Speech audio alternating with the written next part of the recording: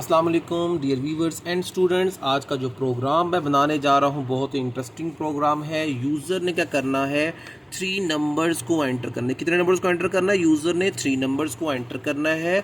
हमने फाइंड करना है उसमें से ग्रेटर 1 नंबर। आप इसको ग्रेटर देन नंबर भी कह सकते हैं या मैक्सिमम वैल्यू भी कह सकते हैं। किसी भी तरीके से एग्जामिनर आपको ये क्वेश्चन दे सकता है।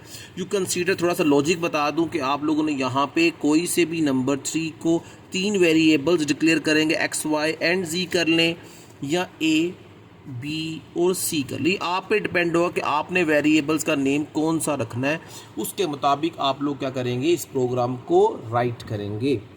ओके, अब आप लोगों ने क्या करना है, जब ये 3 नंबर एंटर करेंगे इसमें से फाइंड करना है कि कौन सा नंबर जो सा है वो ग्रेटर देन या ग्रेटर 1 है या मैक्सिमम है। इसी लॉजिक पर आप लोगों का स्मॉलर 1 भी क्या होगा, कैलकुलेट होगा। आइए हम लोग टाइम को वेस्ट किए बगैर प्रोग्राम को स्टार्ट करते हैं। ओके, चले जी हम लोग प्रोग्राम को स्टार्ट करते हैं। एज पर रूटीन सबसे पहले आप लिखेंगे नंबर साइन,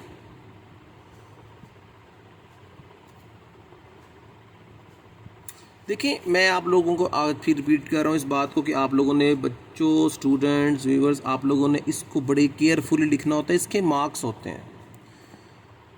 लाहौर बोर्ड हो, कोई भी बोर्ड हो, उसके अंदर आप लोगों को प्री प्रोसेसर डायरेक्टरी को ठीक लिखने के, मेन फंक्शन को लिखने के और डेलीमीटर्स को लिखने के मार्क्स होते हैं। इसको बड़े केयरफुली लिखना आप लोगों ने। ओके, अब हम चलते हैं लॉजिक की तरफ। ओके, अब सबसे पहले तो एज पर रूटीन यहाँ पे आप लोग पहले एक वेरिएबल डिक्लेयर करते। Now presently you declare here the 3 variables.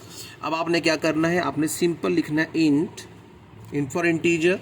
आपने कहना है A B and C, there are 3 variables. आपने 3 वेरिएबल्स को यहाँ पे डिक्लेयर किया। अब जब आपने वेरिएबल को डिक्लेयर किया, अब आप लोगों ने क्या करना है, इन तीनों को एंटर करने के लिए आप लोगों ने स्कैन एफ का फंक्शन और प्रिंट एफ का फंक्शन चाहिए।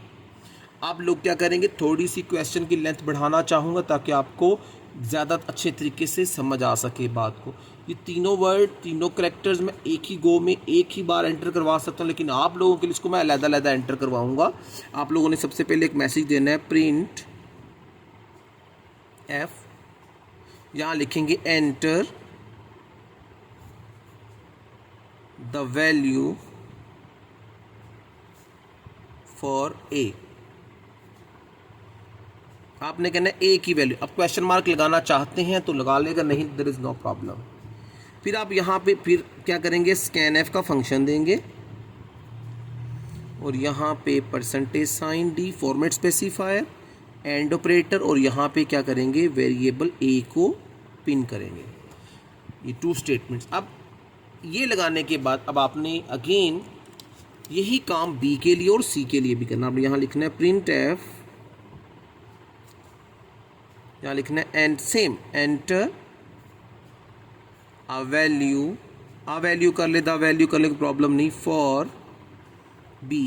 क्वेश्चन मार्क लगाना चाहते हैं तो ठीक, अदरवाइज नो प्रॉब्लम। दोनों तरीके से लिख दिया आप लोगों को। स्कैन एफ, अब यहाँ पे क्या लिखेंगे, format specifier D comma and operator B. अच्छा, बहुत सारे स्टूडेंट एंड ऑपरेटर लगाना भूल जाते हैं। जब नहीं लगाएंगे तो एग्जामिनर यहाँ पे कहेगा कि मिस्टेक है और आप लोगों को वो एरर कंसीडर किया जाएगा और आपके मार्क्स डिडक्ट हो सकते हैं, बल्कि हो नहीं सकते, होंगे। ओके, अब इसके बाद थर्ड के लिए भी ये काम करें। आप यहाँ लिखें प्रिंट एफ, यहाँ लिखें enter a value for C.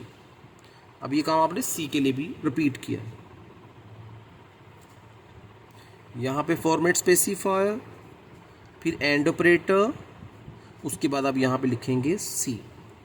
Student, अब आप लोगों ने यहाँ पे गौर करें, अगर आप इसको देख रहे हैं स्टूडेंट्स, यहाँ पे आपने 3 वेरिएबल्स जो है वो डिक्लेयर भी कर लिए और आपने उसका स्कैन एफ का वैल्यू देने के लिए स्कैन एफ के फंक्शन को भी कॉल कर लिया। अब आप लोगों ने यहाँ पे लॉजिक लगानी है। आपने कहना है सिंपल, बहुत सिंपल, आपने लिखना है इफ। आपने इस काम को शॉर्ट करना है। ये बहुत तरीकों से हो सकता है, मगर मैं ईजीएस्ट वे से करवाता हूँ आप लोगों को, इंशाल्लाह आपको मज़ा आएगा, समझ आएगी। आपने लिखना है इफ, आपने कहना है ए ग्रेटर देन है किससे जी, बी से। ए किससे ग्रेटर देन कर दिया, बी से। अब हम यहाँ पे एंड ऑपरेटर यूज़ करेंगे और यहाँ पे सिंबल लगाएंगे एंड ऑपरेटर। और आपने ये टेस्ट करना है कि ए शुड बी ग्रेटर देन है सी से। बड़ा सिंपल सा है। अगर आपने कहा कि ए की वैल्यू बी से बड़ी है और ए की वैल्यू सी से भी बड़ी है, तो क्या प्रिंट हो? Print F A is greater. चलिए, अब इसके बाद सेकंड पॉइंट, अब आपने कहना है एल्स इफ। अब फिर आपने एल्स इफ लगाना है और यहां पे कहना है अगर बी ग्रेटर देन है किससे? सी, ए से। अब यहां पे क्या लगाएंगे? एंड ऑपरेटर, और फिर यहां लिखेंगे बी ग्रेटर देन है किससे? सी से। बिल्कुल सेम रूटीन। अब आपने यहां पे क्या प्रिंट करवाना है? Message print B is greater. अब ये मैसेज आपका आ गया।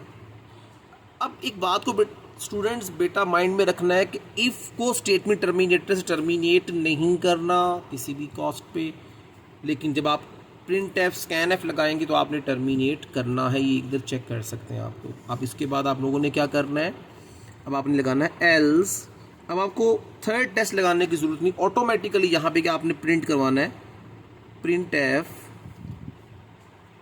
सी इज़ ग्रेटर।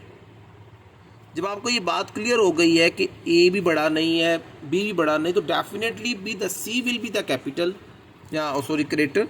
अब यहाँ पे आपने क्या करना है? गेट करेक्टर, और उसके बाद आप लोग क्या करेंगे? इसे क्लोज करेंगे। अब देखें स्टूडेंट, थोड़ी सी इसकी इंटरप्रिटेशन बताऊँ, दोबारा से शुरू में आता हूँ। जहाँ मैंने आप लोगों से 3 वेरिएबल्स कहा था, ये देखें मैंने यहाँ पे ए बी एंड सी के नाम के 3 वेरिएबल्स डिक्लेयर किए। ओके, ये आपको नज़र भी आ रहे हैं यहाँ पे। ओके, अब आप कंसीडर करें कि जब आप एग्जीक्यूट करेंगे तो क्या होगा। अब एग्जीक्यूशन की तरफ चलते हैं, ठीक है। अब आप जब एग्जीक्यूट करेंगे सबसे पहले यहाँ पे लिखा आएगा। अब ये आपको लिखने की ज़रूरत नहीं पेपर पे। अब यहाँ पे लिखा आएगा enter a value of A, जो भी था यहाँ पे जो message as it is print होगा। आप यहाँ पे ए की वैल्यू कंसीडर करें 40 दे देते हैं। उसके बाद फिर प्रिंट होगा enter a value for B, आप कंसीडर करें आप उसे 50 दे देते हैं। फिर आप करेंगे third enter a value of C, तो अब यहाँ पे एंटर कर देते हैं जी 60। अब ये आपने 3 वैल्यू यहाँ पे एंटर कर दी। अब सिस्टम क्या करेगा? अब ये आपके पास 3 वैल्यूज आ चुकी। अब आपके गौर से देखना है, बड़े गौर से देखना है, मज़ा आएगा स्टूडेंट्स। आप लोगों के लिए बड़ा ज़बरदस्त काम होने वाला ये वाला, आपने गौर से देखना है। अब आप लोगों ने क्या करना है? ये देखें, आपकी जो ए की वैल्यू है वो यहाँ स्टोर हो जाएगी, यहाँ आ जाएगा 40, और बी की वैल्यू यहाँ आ चुकी है, यहाँ पे आ चुका होगा 50। अब यहाँ पे भी क्या आएगा? 40, और यहाँ पे क्या आया होगा? 60। अब यहाँ पे ये कंडीशन तो सेटिस्फाई नहीं हो रही, तो ये वाला प्रिंट नहीं होगा। आगे चलते हैं। अब अगेन यहाँ पे क्या होगा स्टूडेंट? यहाँ पे होगा 50, यहाँ क्या होगा 40, यहाँ पे क्या होगा 60, यहाँ पे क्या होगा स्टूडेंट्स? यहाँ पे होगा यहाँ पे बी में 50, और यहाँ पे क्या होगा 60। तो ये कंडीशन भी सेटिस्फाई नहीं होती, इसका मतलब आंसर विल बी द सी। तो आपके सामने आंसर क्या प्रिंट होगा? यहाँ पे लिखा आ जाएगा सी इज ग्रेटर। तो ये स्टूडेंट थोड़ी सी इंटरप्रिटेशन बताने का मकसद ये है कि आपको कोड्स के साथ साथ लॉजिक की भी समझ आनी चाहिए। Thank you for watching my channel. अल्लाह हाफिज़। अस्सलाम।